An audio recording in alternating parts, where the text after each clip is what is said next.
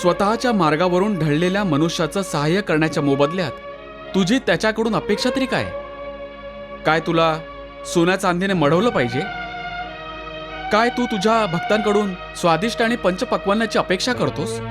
माझी मनुष्याकडून केवळ एका श्रद्धेव्यतिरिक्त दुसरी कोणतीही अपेक्षा नाही. काहीही मागणं नाहीये माझं.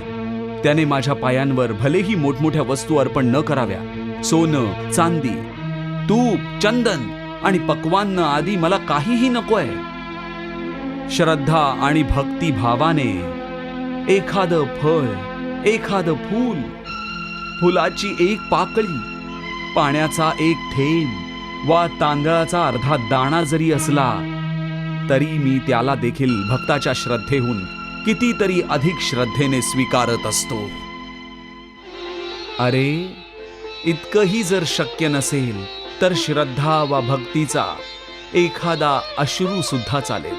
मी त्याचा देखील स्वीकार करत असतो. श्रद्धेने परिपूर्ण त्या एका अश्रूत देखील माझं सर्व अस्तित्व उतरलेलं असतं, माहितीये? भक्ती अथवा पश्चात्तापाचा हा अश्रू भलेही लाखो पाप केल्यानंतर अंतिम क्षणी जरी वाहिला असेल तरी मी त्या अनुपम भेटीचा स्वीकार करत असतो आणि मनुष्याच्या सर्व पापांना त्या अश्रूने धुवून काढून त्याला नवजात शिशूसारखं निष्पाप करून टाकतो. त्याचं कल्याण करतो मी, त्याला मुक्ती देतो मी. केवळ एक फळ, फूल किंवा पान अर्पण केलं तरी मुक्ती देऊन टाकतोस? मग कर्म विकर्म, पाप पुण्य, धर्म विधान सर्व उगाचच आहे.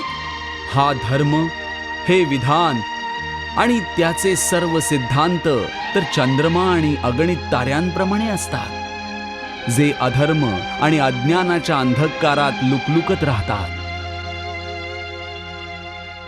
परंतु जेव्हा भक्तीचा सूर्योदय होतो तेव्हा हे सर्व लुप्त होऊन जातात. अर्थात भक्तीचं स्थान इतकं उच्च आहे की धर्म देखील त्याच्यासमोर तुच्छ बनून राहतो. हो, परंतु आसक्ती रहित भक्ती, जी करण्यासाठी कुणा पंडिताची किंवा प्रवचनाची, कुठल्याही पूजा साहित्याची काही एक आवश्यकता नाहीये. हो, पण केवळ एक अट आहे. ती अट कोणती आहे मधुसूदन? पूर्ण श्रद्धा आणि संपूर्ण भक्तीने स्वतःला, स्वतःच्या सर्व कर्मांसहित मला समर्पित करून टाका. बास, मी माझ्या अशा भक्ताला सर्व काही विसरून मुक्ती देऊन टाकत असतो. भगवान, प्रभूंनी आज किती भावुकतेने त्यांच्या प्रभुत्वाची भव्यता आणि औदार्याचं रूप अर्जुनाच्या माध्यमातून सर्व जगाला दाखवून दिले. हो देवी, प्रभूची ही अमृत वचनं सर्व मानव जातीच्या कल्याणाकरता आहेत. भगवान श्रीकृष्णांनी मनुष्याचं कल्याण आणि मोक्षाचे सर्व मार्ग दाखवलेले आहेत. ज्यांना जवळ करून ज्ञानी ध्यानी मोक्ष प्राप्त करू शकतात आणि अखेरीस अत्यंत सर्वसामान्य मनुष्यात सोयी करता सर्वात सरळ आणि सोपा मार्ग देखील सांगून टाकला, भक्तीचा मार्ग. हे अर्जुना, भक्तीचं स्थान इतकं उच्च आहे की माझ्या प्रामाणिक भक्तांची मी स्वतः भक्ती करतो. हे काय बोलतोयस मधुसूदन? स्वतः परमात्मा असून तू कुणा भक्ताची भक्ती कशी काय करू शकतो? जर परमात्मा सुद्धा भक्त झाला तर दोघांमध्ये काय अंतर उरणार? हेच अंतर तर मिटवायचंय मला. भक्ती, भक्त आणि भगवंतामध्ये कोणतीही सीमारेखा आखत नसते. भक्ती तर भगवान आणि भक्तामधलं एक पवित्र नातं आहे. जसं प्रेम कुणा प्रेमिकेला आणि तिच्या प्रियकराला एकाच बंधनात बांधून एक करून टाकतं, त्याच प्रकारे भक्तीच्या द्वारे भक्त त्याच्या भगवंतामध्ये आणि भगवान त्याच्या भक्तामध्ये सामावून जात असतात. दोघही एकरूप होत असतात. हे भक्तवत्सल, हे भक्त शिरोमणी, हे देवादिदेव, हे योगेश्वर, हे ब्रह्मांड नायक, तुम्ही या अज्ञानीला, या पापी माणसाला तुमच्या कृपेने जे ब्रह्मज्ञान प्रदान केलंय मला ज्ञानाच्या अंधकारातून काढून ज्ञानाच्या प्रकाशात आणून उभं केलंय.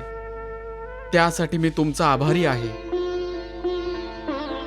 इतका आभारी आहे की पुढील लाखो वर्षे जरी मी तुमच्या श्रीचरणांवर डोकं टेकवून ठेवलं आणि माझ्या डोळ्यातून वाहणाऱ्या अश्रूंनी शेकडो विशाल समुद्र भरले, तरी देखील तुमच्या उपकारांची परतफेड नाही होऊ शकत.